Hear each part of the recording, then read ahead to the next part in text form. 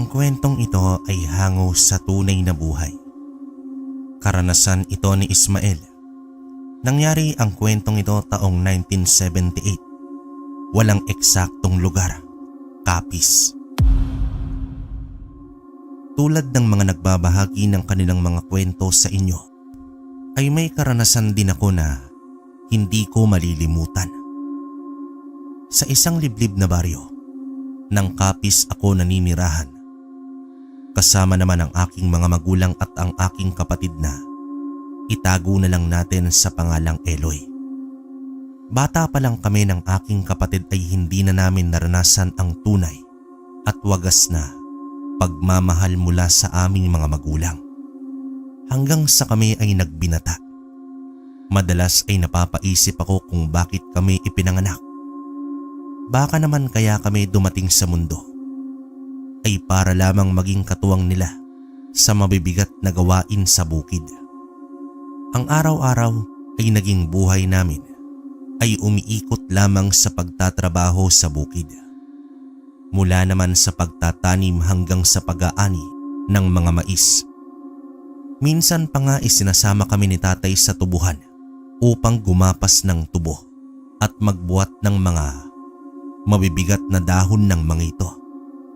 Sa sobrang bata at payat namin ng aking kapatid, halos butot balat na lang kami noon.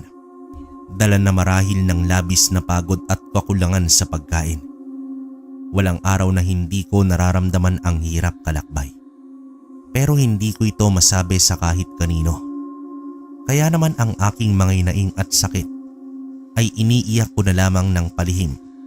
Sabay dasal sa Diyos na sana'y magkaroon kami ng buhay na may konting saya, pag-asa at pagmamahal. Minsan din ay pumupunta ako sa gubat para doon magpalipas ng oras at maglabas ng sama ng loob tungkol sa aking mga magulang. Naisip ko na marahil isinilang kami dahil yon ang gampanin ng mga anak sa mga magulang at sa buhay. Sa katunayan noon kalakbay, gusto ko rin mag-aral. Subalit hindi ko magawa dahil sa kakulangan ng pera. Isa pa ay sinasabi nila nanay at tatay sa akin na wala akong mapapala sa pag-aaral at hindi ako mapapakain ng pag-aaral. Mas lalo lang daw kaming maghihirap kung pag-aaral ang uunahin naming dalawa.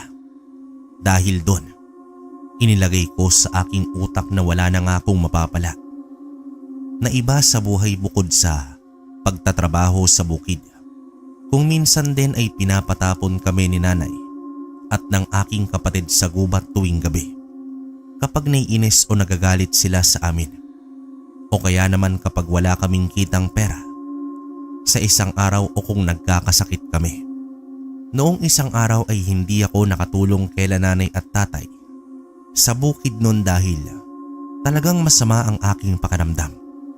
Kinaladkad ako nila nanay at tatay sa labas ng bahay. Dinala nila ako sa likuran ng aming bahay kung saan may gubat doon. Nakasunod naman ang aking kapatid na si Eloy habang umiiyak at nakikipag-usap kay nanay at tatay na wag na akong dalhin sa gubat. Itay, maawa po kayo kay kuya. Huwag niyo po siyang dalhin sa gubat. Masama po ang pakiramdam niya. Ako na lang po. Ako na lang ang mananatili sa gubat. Ibalik niyo lang ho siya sa loob ng bahay. Tumahimik ka, Eloy. Kung hindi ka titigil dyan, isasama kita sa kuya Ismael mo. Bakit niyo po ba ito ginagawa? Wala namang ginawang masama si kuya. May sakit po siya. Hindi po ba kayo naaawa sa kanya? Sinabi ko nang tumahimik ka na. Nanlaki naman ang aking mga mata nang malakas na sinuntok ni Tatay Romel si Eloy. Marahas naman akong pumiglas sa pagkakahawak ni nanay sa akin at agad kong dinaluhan ang aking kapatid. Dito hinarap ko si Tatay Romel para pigilan siya. Huwag niyo pong sasaktan si Eloy, itay.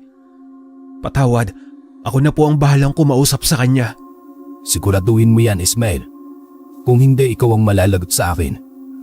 Dahil sa katigasan ng ulo ninyong dalawa, dito kayo sa labas matutulog ngayong gabi. Parusa yan sa pagiging tamad ninyong dalawa at Suail. Tumango naman ako kay Tatay Romel bago ito naglakad pabalik sa loob ng bahay. Tiningnan lang din ako ni nanay at bago siya sumunod sa likuran ni tatay. Noong mawalan sila, sa paningin ko ay binalingan ko naman ang aking kapatid na si Eloy. Umiiyak siya na nakatingin sa akin. Bakit ganun sila sa atin, kuya? Bakit mas mahalaga pa sa kanila ang pera kaysa sa kalusugan mo? Bakit parang hayop ang trato nila sa atin? Hindi ko rin alam, Eloy. Pero salamat at pinagtanggol mo ako. Pasensya na, nang dahil sa akin nadamay ka pa. Wala po iyon, kuya. Tayong dalawa na lang din po ang magkakampi. Hindi po pwedeng maging ako ay iiwan ka. Ikaw talaga. Sige, doon tayo magtungo sa malaking puno. Doon tayo magpapalipas ng gabi. Tumungo nga kami ni Eloy sa isang malaking puno na naroon malapit sa gubat sa likuran ng aming bahay. Doon naman kami naupo sa lilim nun at sumandal. Mabuti na lamang at maliwanag ang buwan, kung kaya't hindi ganoon kadilim ang buong paligid. Pumikit na ang aking kapatid na si Eloy sa aking tabi. Ilang sandali lang ay narinig ko siyang humihilik. Samantalang ako ay hindi ako dinadalaw ng antok. Nakikiramdam kasi ako sa paligid nun. Takot ako para sa kapakanan namin ni Eloy ng mga sandaling yon. Sa tuwing nakakarinig ako ng kaluskos at tunog ng mga insek, ay siya naman ang kaba ng aking nararamdaman. Panay ang tingin ko sa buong paligid. Natatakot ako na baka anumang oras ay may aswang o mabangis na hayop ang bigla na lamang sumalakay sa amin ni Eloy. Napatingin naman ako sa aking kapatid. Naawa ko sa aming sitwasyon na dalawa. Hanggang noon ay hindi namin malaman kung bakit ganoon ang trato sa amin ng aming mga magulang. Tahimik naman akong umiyak at umusal ng dasal para sa aking kaligtasan. Niyakap ko ang aking kapatid at sumandig sa puno ng kahoy. Nakatingin ako sa mga alitaptap na sumasayaw sa isang puno ng kahoy na nasa unahan ko lang. Natatakot ako dahil baka may isang kapre roong naninirahan at baka naman ay istorbo ko siya sa aking pagpapahinga. Nagdasal na lamang ako na walang mangyari sa aming masama ni Eloy at manatiling ligtas hanggang sa sumikat ang araw. Ilang sandali ang lumipas. Nakarinig ako ng malakas na kaluskos sa hindi kalayuan. Ang kasunod nun ay ang kakaibang alulong ng aso. Dito nagtayuan ang mga balahibo ko sa katawan at maging batok. Napasingap ako nang lumitaw mula sa mga malalagong damo ang isang napakalaking itim na aso. Lumakas ang tibok ng puso ko at hindi ako nakagalaw. Sa aking kinauupuan, nanginginig ang bukong katawan ng mga sandaling yon. Bigla ko na lamang naramdaman si Eloy na hinihila ako. Noon ko lang din napansin na nagising na pala ito. Nakita niya ang aswang sa aming harapan. Hinila niya ako ng malakas at sumunod naman ako sa kanyang pagtakbo. Kuya Ismail, dali takbo! Aswang! Bilis! Bilis! Mabilis ang takbo naming dalawa, pero mas mabilis sa amin ang aswang na yon. Ang isang malaking asong itim kanina ay naging 3 na. Napausal na ako ng panalangin nun. Sumisigaw na rin si Eloy ng tulong. Nagbabaka sakali ito na may makarinig sa amin at tulungan kaming dalawa. Ngunit mukhang wala man lang sa amin nakarinig na dalawa. Takbo pa rin kami ng takbo hanggang sa naabutan kami ng 3 aswang. Hinarangan nila kami ni Eloy at pinalibutan. Dito hinawakan ko naman ang aking kapatid at dinala sa aking likuran. Poprotektahan ko siya laban sa mga ito. Kuya, wala na tayong takas. Huwag kang mawalan ng pag-asa, Eloy. Lalabanan ko sila. Ako ang bahala sa'yo. Pero ano po ang laban mo sa mga aswang na yan, kuya? Ito na po marahil ang katapusan nating dalawa. Hanggang dito na lang siguro tayo. Hindi. Hindi ko hahayaan na mangyari yan, Eloy. Makakaligtas tayo. Kapag sinabi kong yumuko ka, ay yumuko ka. Bakit po? Ano ang balak mong gawin, kuya? Basta ako ang bahala. Lalabanan ko ang mga aswang na ito. Pinulot ko naman ang isang sanga ng kahoy na naroon sa lupa at hinarap ang mga aswang. Pagkatapos kong sabihin si Eloy na yumuko ay yumuko naman siya. Tinakbo ko ang distansya namin ng aswang na malapit lang sa akin. Malakas ko itong hinampas ng sanga ng punong kahoy. Iyon ang dahilan kung bakit ito nahilo. Nagwala naman ang dalawa niyang kasama at sabay-sabay na sumugod sa akin. Mabuti na lamang at nasanay na ako noon sa pakikipag-away sa ibang mga binata na umaaway din sa akin, kung kaya kahit papaano ay may alam ako sa pakikipaglaban. Tumungo ako sa pwesto ni Eloy nang siya ang tangkang atakihin ng mga aswang. Hinampas ko ang dalawang aswang. Umatras sila at muling umalulong. Kitang-kita ko ang galit sa kanilang mga mata. Sumalakay naman ang isa. Mabilis ang kilos nito kaya't hindi ko siya napansin. Sinunggaban niya ako. Pero agad ko namang hinarang ang sanga ng kahoy sa kanyang bunganga. Naputol nun ang sanga ng kahoy dahil sa matutulis niyang ngipin. Nanginig ang buong katawan ko nang binalingan ako ng aswang. Matapos nitong itapon ang sanga ng kahoy. Napapikit naman ako nang mariin nang sunggaban ako nito. Ngunit iminulat ko ang aking mga mata nang hindi ko maramdaman ang aswang na nakadagan sa akin. Napatayo ako nang makita ang tatlong itim na asong-aswang na nakahandusay sa lupa. May mga palasong nakabaon sa katawan ng mga ito. At sa inuwa ko ay wala na silang mga malay. Doon ko napansin ang isang lalaki na may magarang kasuotan. May hawak siyang isang pana. Nakatitig siya sa akin. Noon ko natitigan ang itsura nito. May matulis itong tenga, singkit na mga mata na kulay berde at kulay tanso na balat.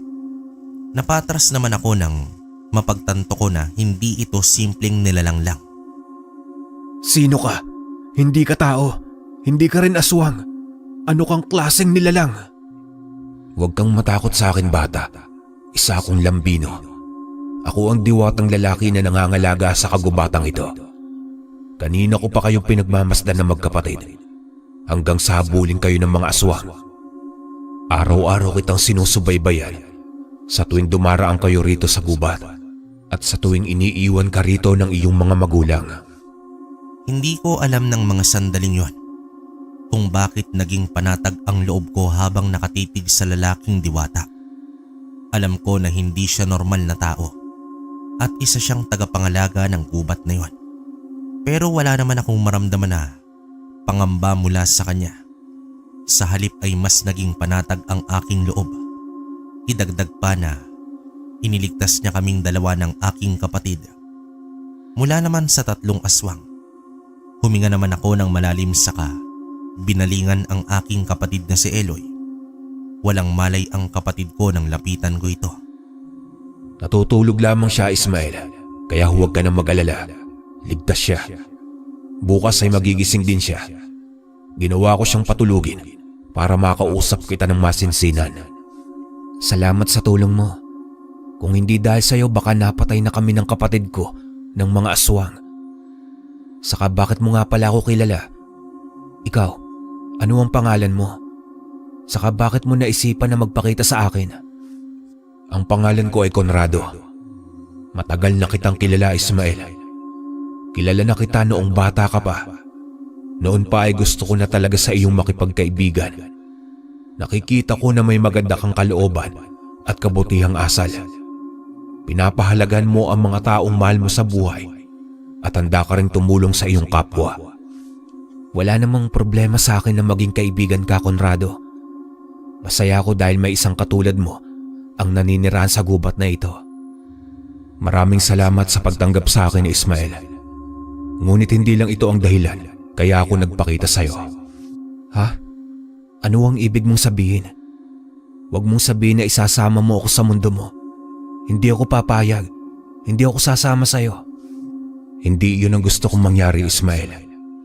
Hihingi sana ako sa iyo ng tulong. Tulong na alam kong ikaw lang ang makakagawa. Anong klaseng tulong?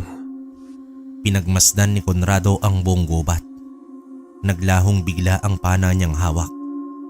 Sa mga sandaling yon, hindi ko naman alam kung nababaliw na ba ako o hindi. Naisip ko na lang na baka wala na ako sa tamang pag-iisip at kung ano-ano na lamang ang nakita ko. Pero nang kusutin ko naman ang aking mga mata, naroon pa rin si Conrado. Nanatili siyang nakatayo.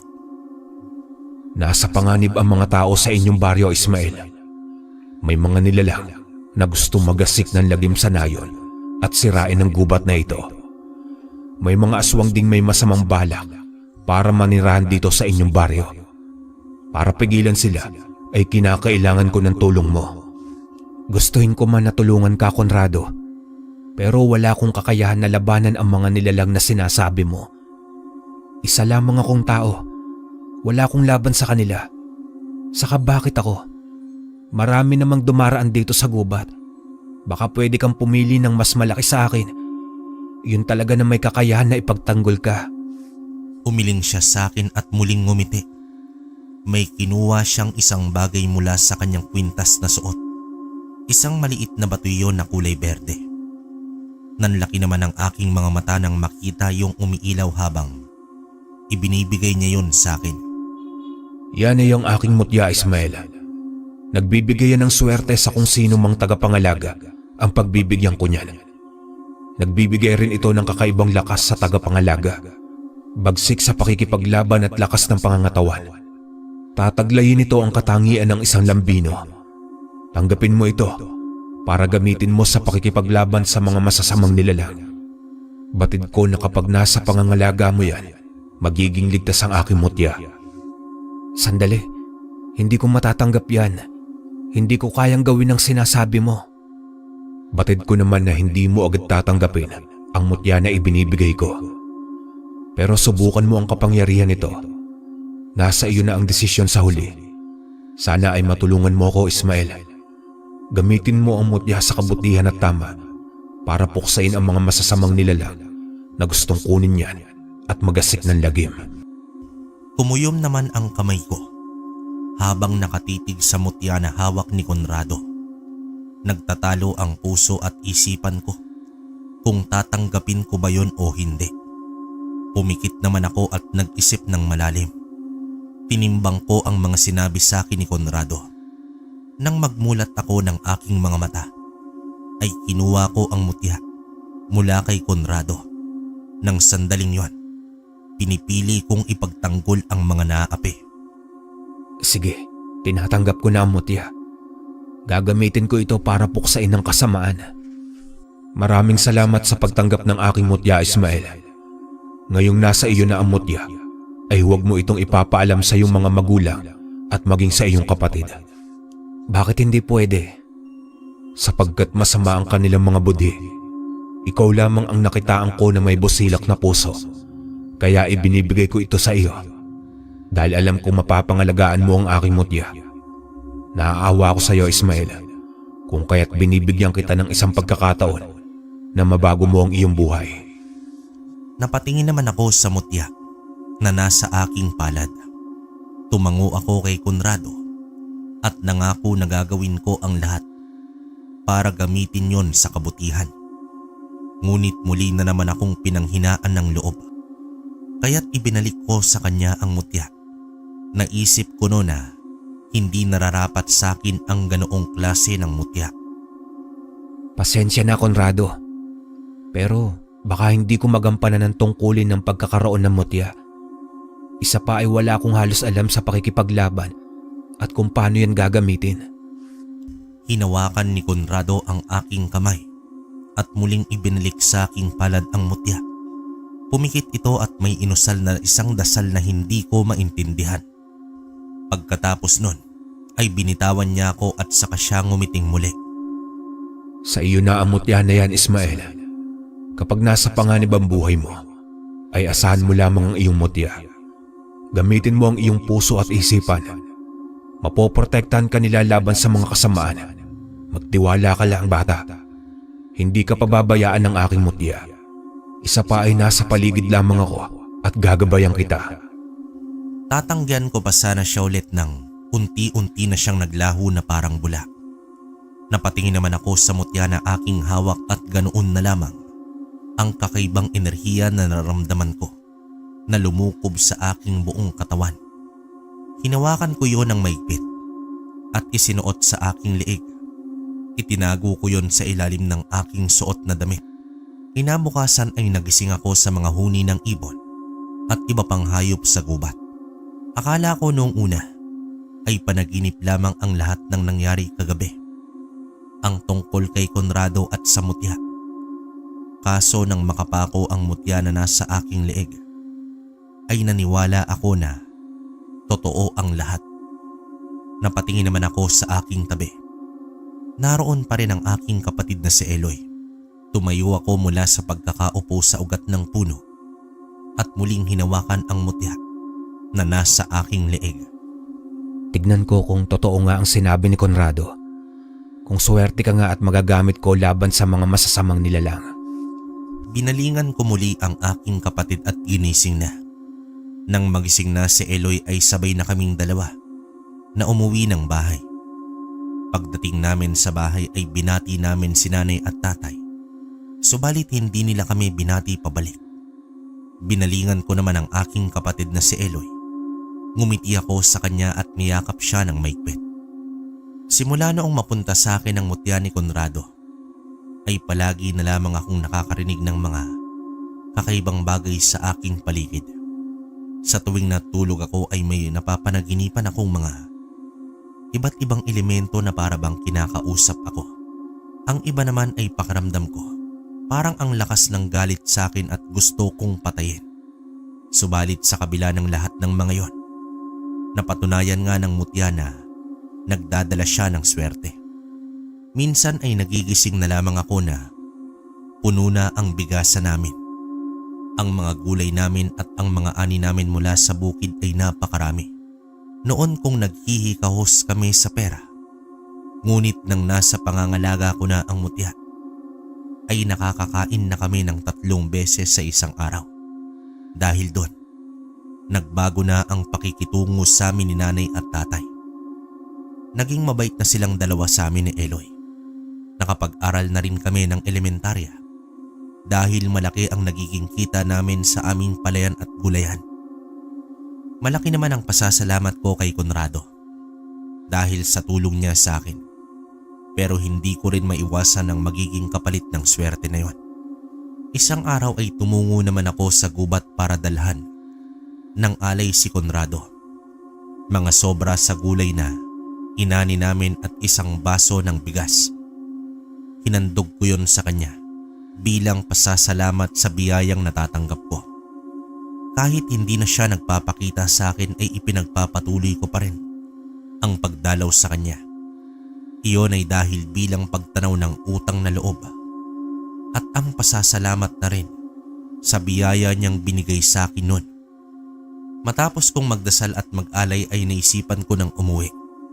Ngunit bigla naman akong natigilan sa aking paghakbang nang may isang nilalang na lamang ang bigla na lamang lumitaw sa gubat. Dumilim bigla ang paligid at naggalawan ang mga sanga ng punong kahoy. Tinitigan ko ang nilalang na nasa aking harapan. Ang mga matang mapupula nito, para itong isang kalabaw subalit nakatayo tulad ng isang tao. Umuusok ang kanyang ilong habang nakatitig sa akin. Unti-unti naman akong umatras habang hawak-hawak ko ang mutya na nakasabit nun sa aking leeg. Naalala ko yung bilin sa akin ni Conrado na kailangan ko yung protektahan mula sa mga masasamang nilalang na gustong kunin yun mula sa akin. Anong kailangan mo sa akin? Bakit ka nagpakita? Sa halip na sagutin niya ako, ay mabilis itong tumakbo papunta sa aking direksyon. Kumuyom ang aking 2 kamay. Sinubukan kong maging malakas at matatag ng mga sandaling yon. Humugot naman ako ng malalim na hininga at mabilis na tumakbo palayo sa nilalang. Sa takot ko ay agad akong nagkubli sa isang malaking puno. Sumilip ako mula roon at pinagmasdan ang nilalang na lumilinga-linga sa paligid at hinahanap ako. Napapikit ako ng mariin at taimtim na nagdasal na sana hindi ako pabayaan at hindi ako hayaan na mapatay nito. Pagkatapos kong dasalan ng Latin ang mutya ni Conrado, ay naglaho ang takot na nararamdaman ko sa aking dibdib. Napalitan iyon ng tapang at determinasyon na matatalo ko ang nilalang. Lumabas naman ako mula sa aking pinagkukublian at tuluyang hinarap ang masamang nilalang. Tumigil siya sa paghahanap ng maramdaman niya ang presensya ko. Hindi ko alam kung paano ito lalabanan. Pero may pakiramdam ako na tutulungan ako ng aking mutya. Lumakas ang aking buong katawan at tumalas ang aking isip. Alam ko kung ano ang kailangan mo sa akin. Gusto mong kunin ang mutya ng Lambino. Pero hindi ako papayag na makuha mo ito sa akin. Handa kitang labanan. Mapigilan lang kita sa masama mong balak. Kumuha ako ng isang putol na sanga ng kahoy sa lupa at inawakan ko yun ng maigpit. Nakahanda na ako sa sandali na yon sa pagsugod sa akin ng malaking nilalang na parang isang toro. Maya-maya ay nagsisisipa ito hanggang umuusok ang kanyang ilong at mabilis na tumakbo papunta naman sa akin. Hinanda ko ang hawak kong kahoy para hambalusin siya. Hindi ko inaasahan ang aking pagiging maliksi noong tumalon ako. Nang mataas at hinampas ko sa ulo ang nilalang gamit ang isang kahoy. Napatras ito at tumatungal sa sobrang sakit. Ngunit lalo pa siyang nagalit at muling sumugod sa akin. Hindi ko rin maintindihan kung paano ko nagawang maging mabilis sa pag-iwas sa kanyang mga atake. Isang sipa ang aking pinakawalan, dahilan para tumilapon ito sa hindi kalayuan. Pagtingin ko naman sa nilalang, ay wala na itong malay na bumagsak sa lupa. Ilang sandali pa ay nakaramdam ako ng malakas na simoy ng hangin at kakaibang presensya sa aming likuran. Paglingon ko ay naroon si Conrado. Nakangiti ito sa akin. Kumusta ka na, Ismael? Ayos ka lang ba? Pasensya ka na.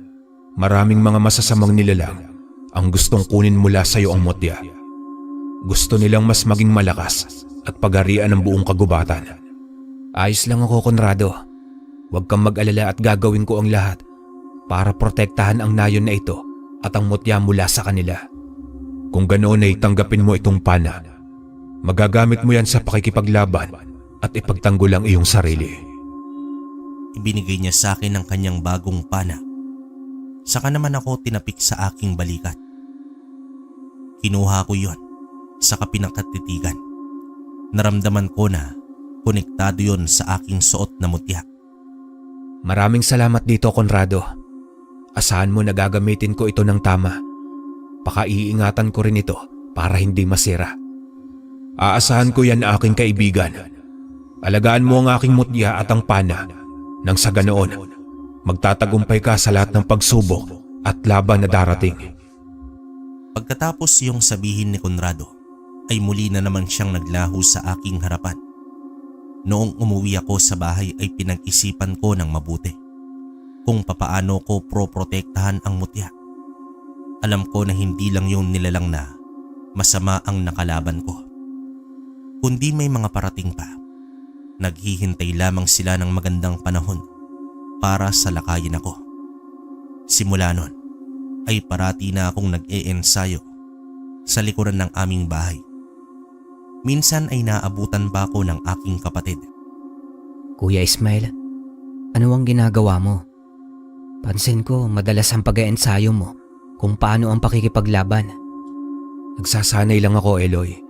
Gusto kong maging malakas. Lalo na at palagi tayong nagbubuhat ng mga sako-sakong palay at gulay. Isa pa, kung sakali man na may makaaway tayo, ay may laban naman tayo sa kanila. Lalo na kapag muli na naman tayong salakay ng mga aswang. Tama ka po, kuya. Turuan mo din ako kapag hindi ka na po abala. Gusto ko na rin na matuto sa pakikipaglaban para maipagtanggol ko rin po ang aking sarili. Tumango ako bilang pagpayag sa gusto ni Eloy. Gustong gusto ko nang sabihin sa kanya ang tungkol sa mutya. Subalit hindi ko pa rin sa kanila pwedeng sabihin ang tungkol doon. Mahigpit na bilin sa akin ni Conrado na dapat ako at siya lamang ang nakakaalam sa bagay na yun. Ang hindi ko lang talaga matanggap nun ay ang makasalamuha ang mga kakaibang nilalang. Kinakailangan ko na talaga ng buong tapang para sa aking sarili. Nang sa ganun ay hindi na ako matatakot pa. Minsan din ay pakiramdam ko, maraming mga nakakatakot na nilalang ang sumusunod sa akin sa paaralan. Itinuring ko na lamang na normal ang lahat, kahit na ang alam ko naman na hindi. Lalo pa, at ang iba talaga ay nagpapakita pa sa akin. Nagpapanggap na lamang ako na hindi ko sila nakikita o nararamdaman dahil sa takot na baka masabihan akong baliw ng mga kaklase ko. Isang araw, gabi na akong umuwi dahil sa tinapos naming proyekto ng aking mga grupo sa paaralan. Papasok na sana ako sa aming baryo nang maramdaman ko na parang may nakasunod sa akin at may nagmamanman sa bawat galaw ko. Humigpit naman ang pagkakahawa ko sa aking bag, kung saan nakasilid doon ang pana na bigay sa akin ni Conrado. Binuksan ko yon, saka kinuha doon ang pana. Hindi nagtagal ay nakarinig ako ng kaluskos sa paligid. Tinalasan ko ang aking paningin at maging ang aking pakiramdam. Lumabas na kayo sa pinagkukublihan nyo. Huwag na kayong magtago pa. Alam ko na sinusundan nyo ako kanina pa. Dito lumabas nga ang dalawang aswang sa kanilang pinagtataguan. Hindi ito tulad ng aswang na sumalaki noon sa amin ni Eloy. Kakaiba ang lahi ng aswang na yon. May malalaki silang katawan. Puno ng itim na balahibo ang kanilang buong katawan. May mabalasik na mapupulang mga mata at matatalim na mga ngipin. Anong kailangan nyo sa akin? Bakit nyo ako sinusundan? Kinikilala lang namin ang bagong antingero na may tanga na mutya ng lambino. Hindi namin akalain na isa ka lamang palang ordinaryo. Hindi ka karapat-dapat na mga laga ng mutya na yan. Ibigay mo na lang sa amin yan, bata. Bakit ko naman ibibigay sa inyo ang mutya na ito? Ano ang paggagamitan nyo rito? Bukod sa may kapangyarihan ng mutya na yan, ay nagbibigay din yan ng swerte. Kaya ibigay mo yan sa amin upang mapanatili ang kapayapaan sa nayo na ito at mapangalagaan ang buong kagubatan. Pasensya na, pero wala akong balak na ibigay sa inyo ang mutya na ito. Malaking bagay ang ipinagkaloob na ito sa akin. Isa pa, hindi ko hahayaan na mapunta ang mutya sa mga masasamang nilalang na katulad nyo. Alam ko kung saan ninyo ito gagamitin. Kailangan ninyo ang mutya ng lambino para lupigin ang mga tao rito sa nayon at manirahan kayo dito. Hindi ako makapapayag sa bagay na yan. Kung ganoon ay binalaan ka na pala ni Conrado. Kung ibibigay niya lang sa amin ang mutya, ay hindi na sana kami mag-asik ng lagim. Ngayon pati ikaw ay ayaw ibigay sa amin ang mutya. Pasensyahan na lang tayo, iyo. Hindi kami titigil hanggat hindi napapasa kamay namin ang mutya na yan. Hindi rin ako magdadalawang isip na labanan kayo at pigilan sa masama ninyong balak. Mabilis silang sumugod sa akin na dalawa habang nanlilisik ang mga mata.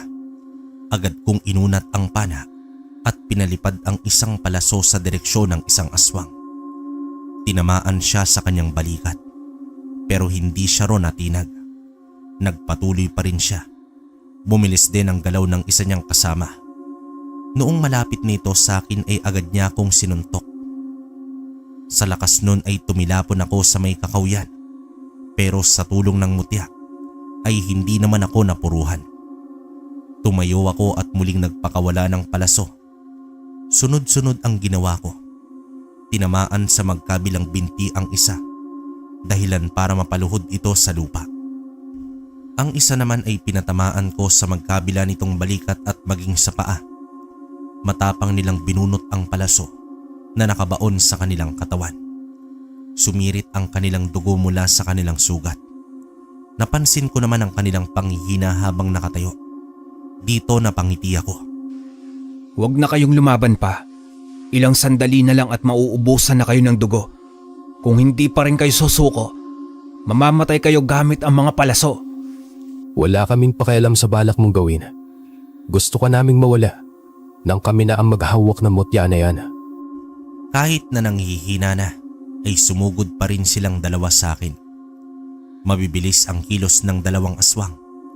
Pero sa tulong ng mutya, ay nasusundan ko ang kanilang mga galaw.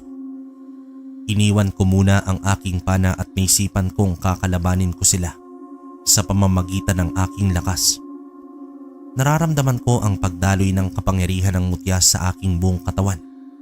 Hinablot ko sa kamay ang isang aswang at malakas ko siyang binalibag sa may kakawyan. Ang isa naman ay sinakyan ko sa kanyang likuran at saka ito sinakal sa kanyang leeg. Nagpumiglas ang aswang. Pilit na kumakawala sa akin pero hindi ko yon hinayaan na mangyari. Mas hinigpitan ko pa ang pagkakasakal sa kanya hanggang sa tuluyan ng baliin ang kanyang leeg. Dito lumukso ko bago siya tuluyang matumba sa lupa. Binalikan ko ang aking pana, saka ko iyon pinulot. Lumuhod ako at tinutukan ang isa pang aswang na natitira. Nang pakawalan ko ang palaso, ay tumama iyon sa noo ng aswang. Nanlaki naman ang mga mata nito bago tuluyang bumagsak. Tumayo ko mula sa pagkakaluhod at tiningnan. Ang dalawang aswang na noon ay wala ng buhay. Humigpit ang pagkakahawak ko sa aking palaso. Alam ko na hindi lang sila ang makakalaban ko, kundi marami pang darating na kalaban. Kinakailangan kong paghandaan ang pagdating nila. Hindi sila madaling patumbahin. Malakas sila at mabilis kong kumilos. Huminga ako ng malalim at tiningnan ang aking hawak na palaso. Kinakailangan ko ring tatagan ang aking sarili.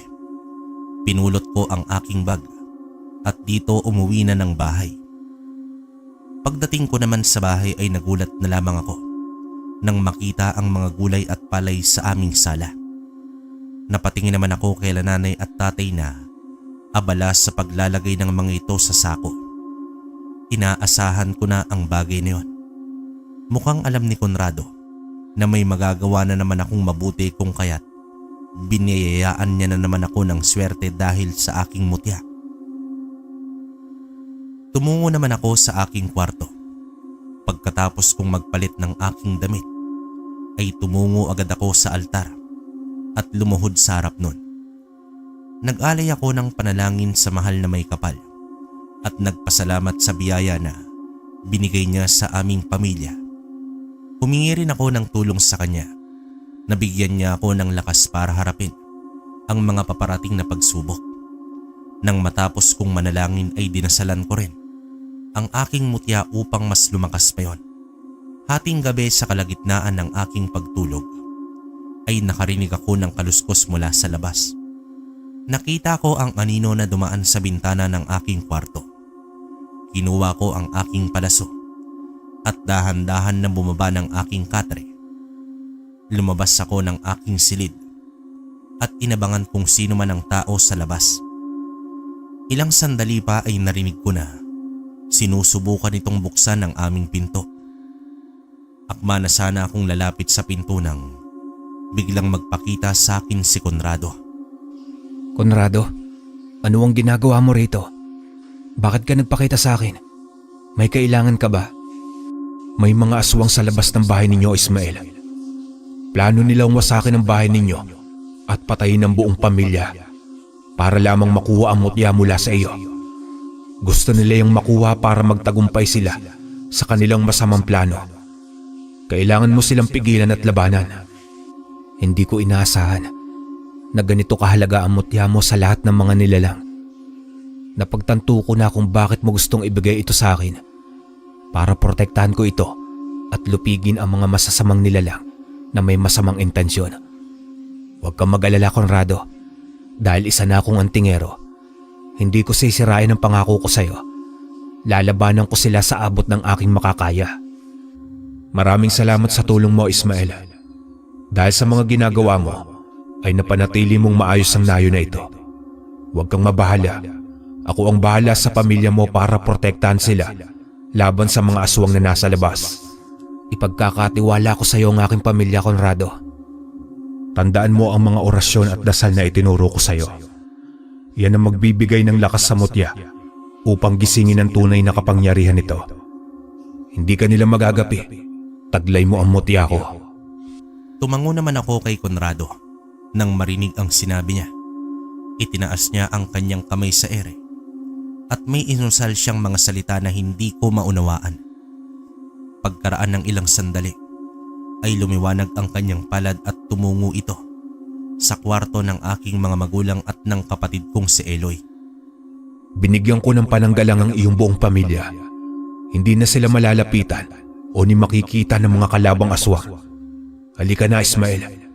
Kinakailangan nating pigilan ng mga aswang sa labas sa pamumuno ni Odong. Sino si Odong? Si Odong ang kinikilalang hari ng mga aswang na naninirahan dito sa inyong nayon, na siyang nagtatago sa mga kagubatan at kadiliman. Matagal na niyang inaasam ang mutya ko para pagharian ang buong mga nilalang na naninirahan dito. Plano niyang patayin ang lahat ng mga tao rito upang ang mga kampo niya ang manirahan. Kung ganoon, nanganganib ang mga tao sa nayon na ito. Oo, ngayon nalaman na niya na ibinigay ko sa iyo ang mutya ko, ay labis ang galit niya. Hindi sila basta-basta aswang lang na katulad ng mga aswang na taong nagpapalit ng anyo. Sila ang mga aswang na nanggaling sa kailaliman ng lupa. Ang mga aswang na nagbibigay ng sumpa sa mga tao para maging aswang sa pamamagitan ng itim na bertud. Kapag nawala sila, mawawala na rin ang sumpang yon. Huwag kang mag-alala, Conrado. Gagawin ko ang lahat para patayin sila. Tulungan mo akong magapi sila. Mabilis kaming lumabas na dalawa ni Conrado sa aking bahay. Tama nga ang sabi sa akin ni Conrado. Napakaraming mga aswang ang nakaabang sa labas. Tulad ito ng mga aswang na napatay ko kanina. Nagalit sila nang makita ako at kasama ko si Conrado. Isang aswang ang may puting buhok ang nagsalita. Base naman sa anyo nito at kakaibang aura, ay masasabi kong ito si Odong, ang hari ng mga itimang aswang. Isa kang taksil, Conrado.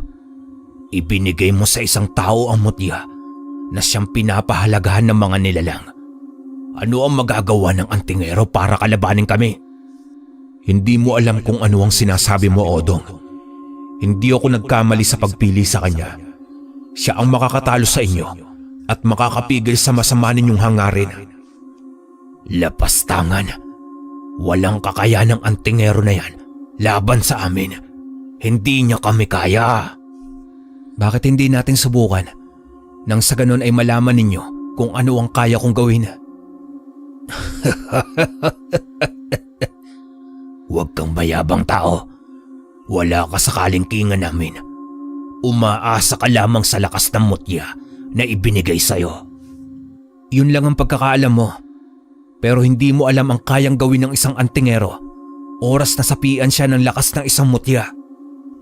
Galit na galit siyang sumigaw nang marinig ang sinabi ko. Nilingon ko naman si Conrado at tumango siya sa akin. Lumitaw ang isang pana sa kanyang mga kamay at nagsimula na siyang nagpakawala ng mga palaso. Mabibilis ang mga kilos niya at nasusundan ang galaw ng mga aswang. Nasa 5 na ang napatumba niya, kaya't kumilos na rin ako. Tumakbo naman patungo sa akin ang mga kampon ni Odong. Base sa kilos ng mga ito, ay ako ang kanilang punteriya. Nasa akin ang mutya, kung kaya't ako ang kanilang uunahin na pabagsakin. Nagpalipad ako ng palaso patungo sa mga aswang. Tinamaan ang mga ito sa kanilang mga noo dahilan para sunod-sunod silang nagbagsakan. Akma sana ulit akong tatakbo nang maramdaman ko ang paghihila sa akin ng isang aswang at inihagis ako sa may kakawyan. Ramdam ko ang pagkakatama ng aking likod sa punong kahoy. Pero wala akong maramdaman na sakit. Tatayo na sana ako nang sipain ako ng aswang na lumapit sa akin. Dito nabitawan ko ang pana. Kinuha iyon ng aswang sa kanya mabilis na binali. Pero hindi niya magawa-gawa. Hindi mo yan masisira. Bigay yan sa akin ni Conrado. Kaya kahit na anong gawin mo riyan, wala kang mapapala. Tuluyan na akong tumayo at malakas na sinipa ang aswang na yon. Tumilapon siya at bumagsak sa isang punong kahoy Ngunit hindi siya natinag at muling tumayo. Sabay kaming sumugod sa isa't isa at dito sinunggaban niya ako. Kinuha ko ang maliit na punyal sa aking bewang at mabilis ko yung itinarak sa kanyang leeg. Nanlaki naman ang mga mata niya habang nakatitig sa akin. Gaya ng sabi ko, hindi niyo maiisa ng isang antingero na katulad ko. Nagpumiglas siya habang nanginginig. Ilang sandali pa ay tumigil na siya sa paghinga. Binitawan ko siya at muling binalik ang punyal sa aking bewang. Pinulot ko ang aking pana at bumalik sa kinaroroonan ni Conrado. Marami na siyang napabagsak kung kaya't tinulungan ko na siya. Habulin mo si Odong, Ismael. Tumungo siya sa mga kabahayan para maglagay ng sumpa sa mga tao. Kailangan mo siyang pigilan. Pero paano ka, Conrado? Marami pang natitirang mga kampon si Odong. Ako na ang bahala sa kanila. Ikaw lang ang makakatalo kay Odong. Dahil tangan mo ang mutya. Tandaan mo, sa noo mo siya o sa leeg puntiryahin. Paniguradong mapapatay mo siya. Pero hindi siya madaling kalabanin. Gawin mo ang lahat para mapatay mo siya. Susunod ako kapag tatapos ako rito. Sige, ako nang bahala sa kanya. Mag-iingat ka, Conrado. Mabilis naman akong tumakbo at agad na sinundan si Odong sa dinadaanan nito. Dinala ko ng mutya sa isang bahay na malapit lamang sa amin. Nakita ko naman si Odong na nakasilip sa isang bintana at kung anong may itim na usok siyang pinapalabas sa kanyang bunganga. Hindi na ako nagsayang ng oras at agad ko siyang pinana. Sinigawan ko siya kaya't naagaw ko ang kanyang atensyon. Ako ang harapin mo, Odong. Huwag mo nang gawan ng masama ang mga tao rito sa baryo. Ibigay mo na lang sa akin ang mutya. Nang sa ganoon, matapos na ang problema mo, bata. Hindi ka na rin mahihirapan pang kalabanin ako. Hindi ko gagawin yan. At hindi ko hahayaan na makuha mo ang mutya mula sa akin. Galit na sumugod sa akin si Odong. Mabilis ang kilos niya at halos hindi ko siya masundan ng tingin. Bago pa man ako makakilos ay nasipa niya na ako sa aking dibdib. Halos mawalan ako ng ulirat sa sobrang lakas ng pagkakasipa niya at ang pagbagsak ko sa lupa. Tumayo ako agad at saka ko siya pinana. Pero naiiwasan niya ang lahat ng atake ko. Totoo nga ang sabi sa akin ni Conrado na malakas at mahirap kalaban si Odong. Nang malapit na si Odong at atmana niya sana ako ulit na sisipain, nang yumuko ako, tumama ang paa niya sa isang punong kahoy. Kinuha ko naman ang pagkakataon na yun para panain siya sa kanyang likuran. Bumaon ang palaso sa kanyang likuran pero agad din naman niya yung binunot. Walang laban yung palaso mo sa akin, bata. Huwag ka na mag-aksayang ng oras na gamitin yan. Tumahimik ka, aswang. Huwag mo akong pagsasabihan ng kung ano ang dapat kong gawin. Lalabanan kita sa paraang gusto ko, sa paraang matatalo kita. Ang lakas ng loob mo. Pero wala ka namang lakas para mapatumba ko. Walang silbi ang mutya kung ang tagapangalaga ay isang mahina. Ngumisi naman ako kay Odong bago ko kinuha ang punyal sa aking bewang. Mahigpit ang pagkakahawak ko ron. Naisip ko na kung hindi siya natatablan ng palaso at naiiwasan niya ito, ay lalabanan ko siya ng malapitan. Ang punyal na lang din ang pag-asa ko ng oras na yon. Humingi naman ako ng tulong sa aking mutya sa pamamagitan ng isang dasal na itinuro sa akin ni Conrado. Habang nagdadasal ako ay naramdaman ko naman na dumadaloy ang enerhiya sa aking buong katawan. Hindi na ako nagdalawang isip at agad naman akong sumugod papunta kay Odong.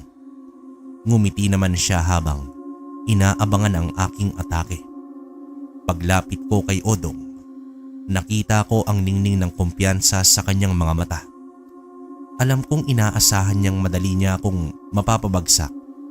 Pero sa kabila ng kanyang pagngiti, ramdam ko ang bigat ng enerhiyang dumadaloy mula sa aking mutya. Isang puwersang nagpapalakas sa akin at nagbibigay ng matinding tapang. Paglapit ko pa kay Odong ay bigla kong pinaikot ang punyal sa aking kamay. Kasabay nun ay ang bilis ng aking paggalaw upang lituin siya. Sinubukan na umatras ni Odong para maghanda sa magiging atake ko, pero nasusundan ko ang kilos niya. Mabilis ko siyang sinipa sa kanyang panga, dahilan para umatras siya, mawala sa kanyang atensyon. Kinuha ko ang pagkakataon na yon para saksakin siya sa kanyang tagiliran.